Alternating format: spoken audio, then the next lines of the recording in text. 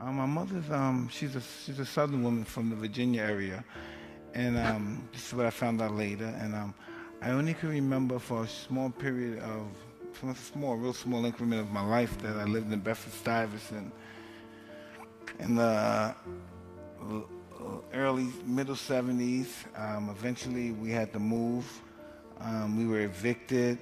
We had to leave the house. All of our furniture was um, really politely decorated the concrete outside, so we had to, me and my brother, I guess we had to sit on the furniture to wait till my mother can get a place for us to stay.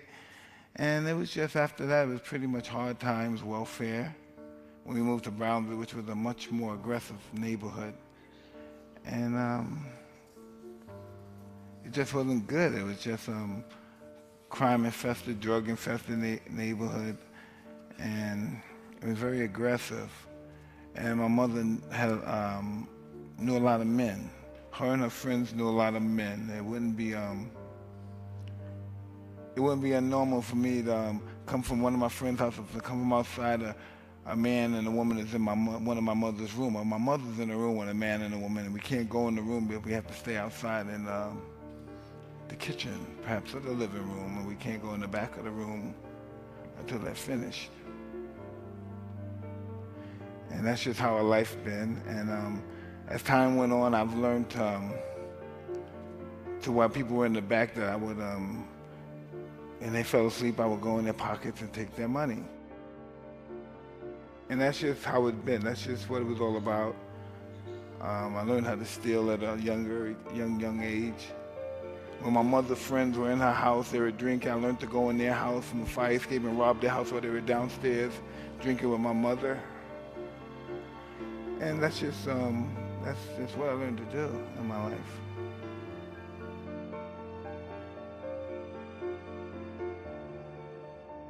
I was born with great perception. It came from my street life, from being locked up for stealing and facing unbelievable odds as a young kid. I had great perception. And once I watched these guys fight, I just knew it was a matter of time, but I knew my time would soon come.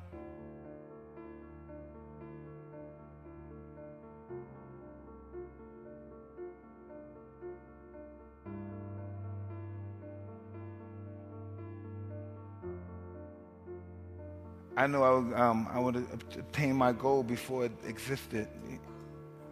I knew that. I knew I would be champ of the world before I died. I knew I wasn't going to die before I became champ. You know, dying is just as glorious as living when you really think about it, because you couldn't have a life if you didn't have death, and you couldn't have death without life. So how could death be less glorious than life? They're both intertwined with one another.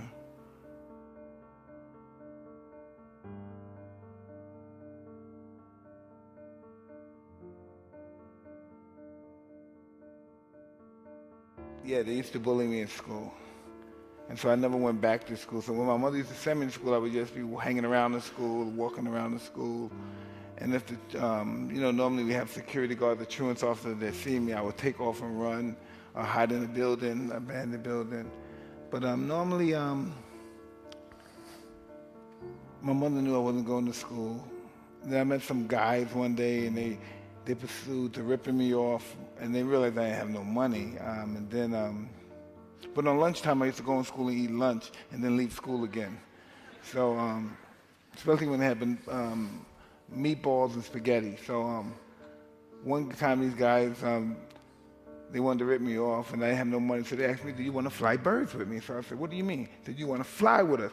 And then I realized that they took me to this abandoned building, but they wanted me to get my milk. The milk, climb the fence and throw milk crates over to them. And I didn't understand why they wanted the milk crates, but I did it anyway because I was kind of scared. And then they took me to this abandoned building. I didn't know what they were going to do to me in that building, you know. So when I went up there, I saw on the roof they had pigeons. And then after that, I never went to school again. Once I found that I had a pigeon coop, and I could be these guys' flunkies and go to the store for them. And if the birds were horrible, they were in horrible conditions. So the birds would fly for a little while, then they'd land on another roof, and then make me get up and go on that roof, sure, and get the birds off the roof. So I would go to all these roofs that the lady birds flew on and scare the birds off, hoping that they would go back to the roof. where the guys were. And I thought that was pretty cool because I felt wanted because at least somebody wanted me to do something for them. So the next day, instead of going back around, walking around school, I went to the pigeon coop. And the guys saw me and they said, "Excuse me, young man." They said, "What the fuck are you doing?" And they started throwing bricks at me and while they were on the roof.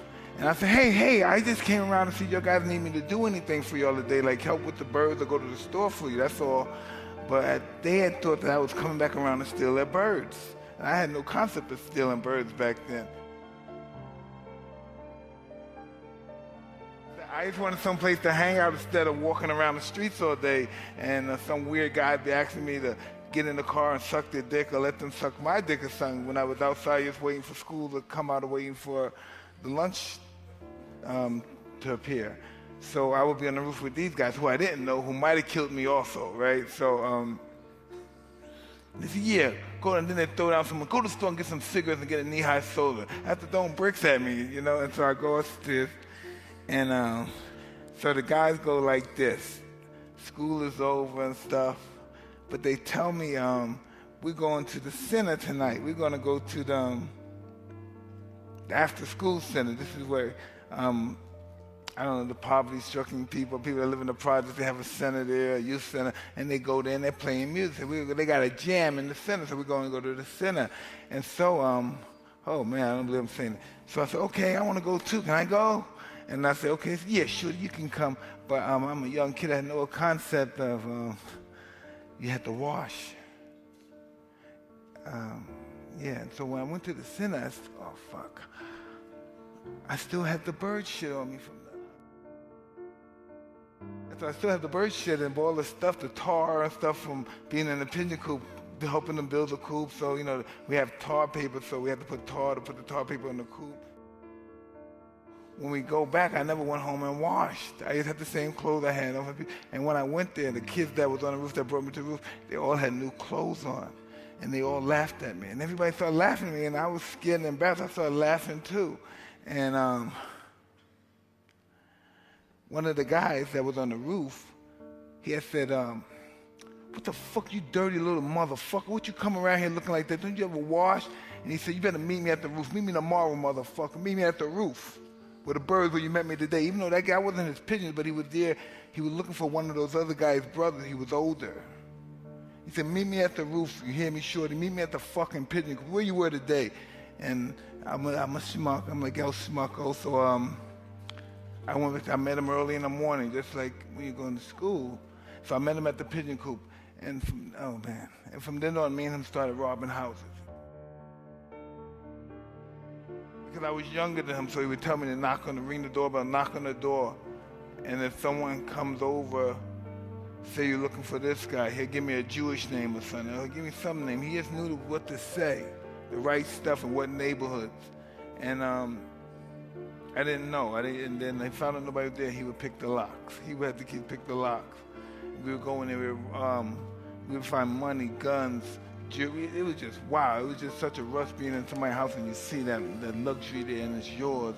And he didn't give me much money, but he bought me a lot of nice-looking clothes. And he said, "You go back to the center looking like this. Don't forget, you hear me, motherfucker? You go be looking like this." And then I went to that center, and then it was a whole different, it was totally different. And they used to call me Dirty Mike, Dirty Ike, and it wasn't because I had bad clothes. I always had the best clothes, but I always was on the pigeon coop, and I always got them dirty and tar, and I would never change my clothes I would never do that. I would never change my clothes to put on some raggedy clothes and be seen in raggedy clothes because I'd been traumatized from that experience when I went to the daycare center, after school center. So I would always just wear my nice clothes in the pigeon coop, and they would always get dirty, and I would just go home and change in some new nice clothes. You know, till this day I'm the same way. I always make sure to have nice clothes on, no matter wherever I go. If I'm playing with pigeons, if I'm playing soccer, if I'm taking out the garbage, and it's just it's just always been a scar on me since them guys just humiliated me that day.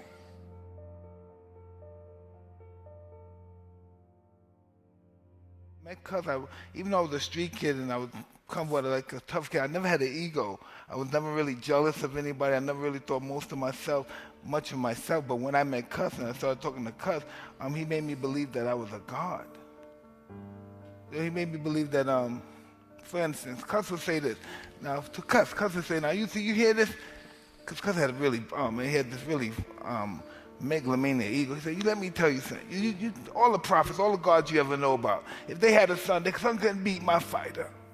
Know why? Because he's my fighter.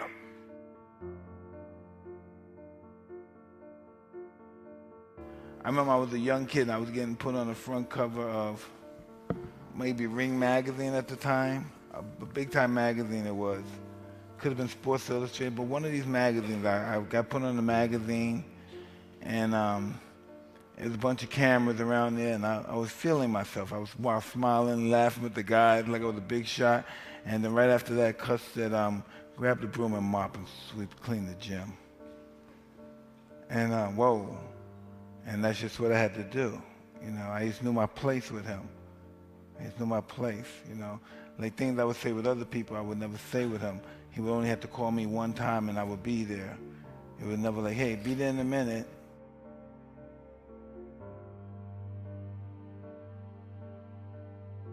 I wanted to make Cuss proud. That was my whole existence for fighting. I wanted to make him proud. I never knew what it was like to have a fighter. A father. So now I understand what some kids must feel when they can't make their fathers happy. Because he would do anything for me. I was just, I don't think that way now. I was just disappointed that I didn't kill them back then. But that was just my main objective because I wanted to succeed so bad, and I failed, and the fear of not succeeding was worse than dying. So I just wanted to make sure they never got up. At any fight, if someone said something negative about me, he was an old man, he would attack them. He wouldn't let nobody allow any negativity to even seep through my psyche. You know, everything was that I'm invincible, I'm a savage, I'm ferocious, I'm the smartest savage. I don't even think that way anymore. He believed fighting was your opponent's surrender, his total destruction. And he didn't think of it as, even though he said it was savage and ferociously, you had to do it in such a relaxed and calm state, you know, without any emotions. That's what he was all about, you know what I mean? A really scientific way of destroying people. He enjoyed hurting the opponent. He wanted them to never have a chance to believe they can beat you.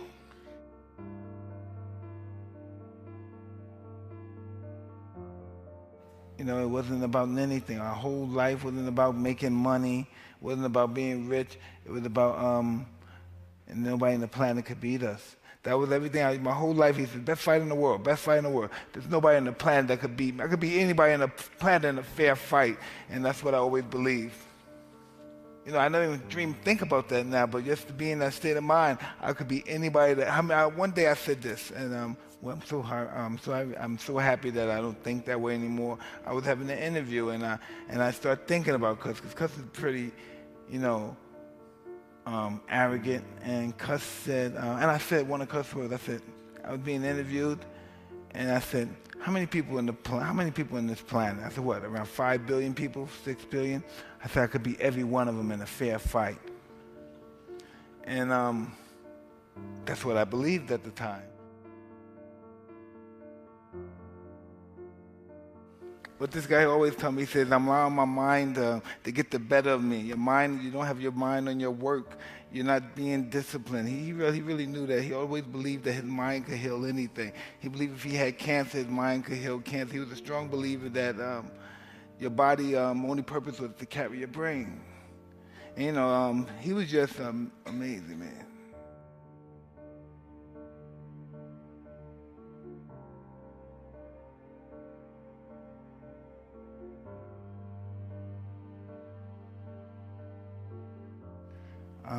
I respect a person who's willing to die for what he truly wants. even if it's love, even if it's a woman, whatever it is that he truly believes in, and that he believes that it transcends him to that level to demand for love, for instance. I look at love as a command to just rise to your greatest potential, and that's how people should feel. Their objective should be to rise to their best potential in life.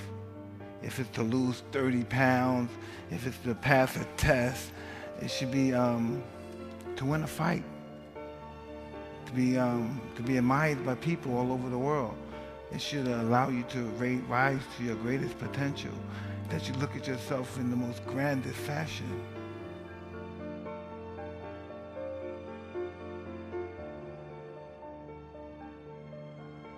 I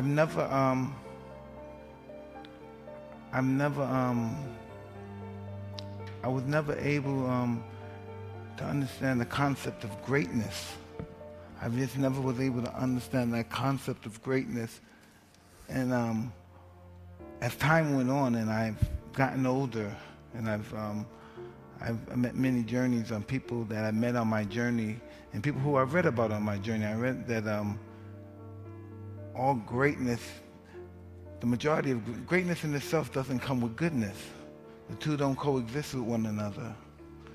And I spent all my life trying to become great because I had such a low self-esteem.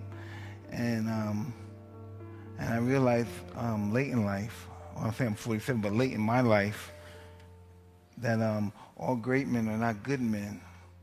And then so I tried to embark on a whole different career and try to become good. But what's the concept of good? Being a floor mat? I never understood the concept of good.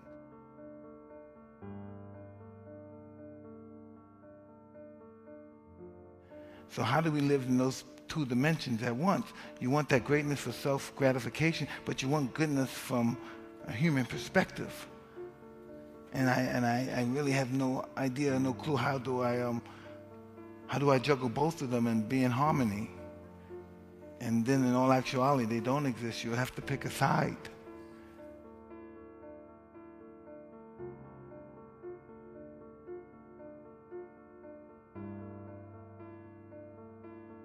The lion and the fox.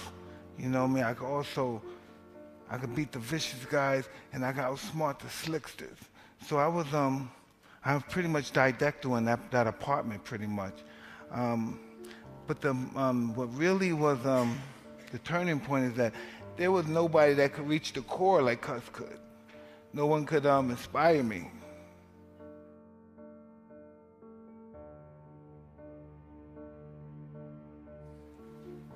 I don't know. I don't think it's that amazing. The things I say, I don't think it's as profound as what many people may think is profound. I just think it's my feelings of what I felt at the particular moment. And I always had a very complex life, and I never had a good psychological opinion about myself, and that's because of my upbringing and my view on my life and my view of just my whole barometer as a person. And so I never grasped that love of that particular identity of myself.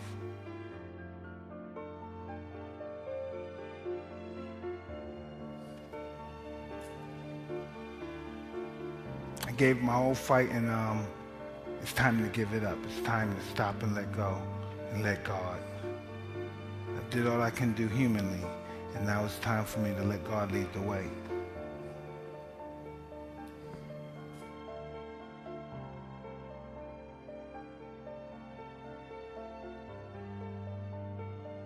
I say, well, I'm responsible now. I have to be present for my family and my children. But when that feeling comes, you have no control over it. I might want to die tomorrow, and that's just what it is. And that's how my mind works. Maybe something may happen. I might get into an argument with my wife. Something might happen. I might want to die tomorrow, and I might want to live, but I might have killed myself already. So I don't know how that goes. You know, maybe I want to die because I want to know what it's like to die. I want to know if it's just dark, like when you have one of those dead sleeps and you wake up and you wouldn't know if you were dead or not if you didn't wake up. So I don't know. I don't know what I want to do. I just know right now I want to live and experience life, and I don't know what life has in store for me, but I'm not afraid to find out.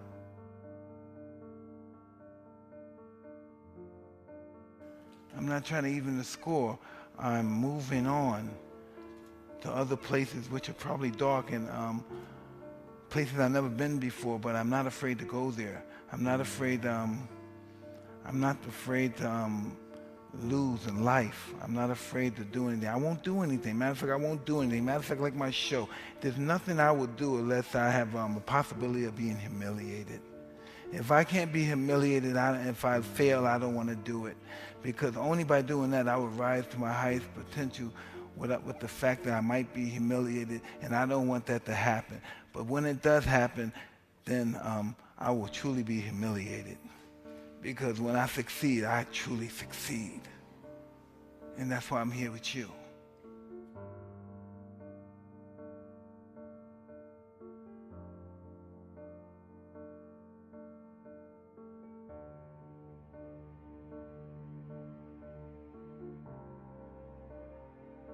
I've always sought comfort from my pigeons, no matter where I live. I always have them, and I've collected special breeds of pigeons. They're called roller pigeons. Sir Anthony Hopkins played Hannibal Lecter. In that great movie, he talked about them. Do you know that a roller pigeon is? You know what a roller pigeon is, Barney? They climb high and fast, and they roll over and fall just as fast towards the earth. There are shallow rollers and there are deep rollers. You can breed two deep rollers, or the young roller will roll all the way down and hit and die. It is no surprise that I have an affinity for rollers. It is really something to watch them fly higher, and then all the other birds. They fly higher than all the other birds, way up on the top of the sky, and way in the clouds, and they just roll and roll and roll down. And if they're lucky, they pull out in time before they crash and head first into the ground. Rollers who are the offspring of two pairs of deep rollers can do that. They roll so fast that they create a suction, and they can't open their wings. And if they explode on impact, it looks horrific to us. But if we put ourselves into the heart of that bird, there's nothing like that feeling, plummeting down and rolling. It is a smorgasbord of endurance and endorphins, and a dopamine and adrenaline, and a little like snorting coke and drinking Hennessy while being hooked up in the morphine drip. Both of my parents were deep rollers.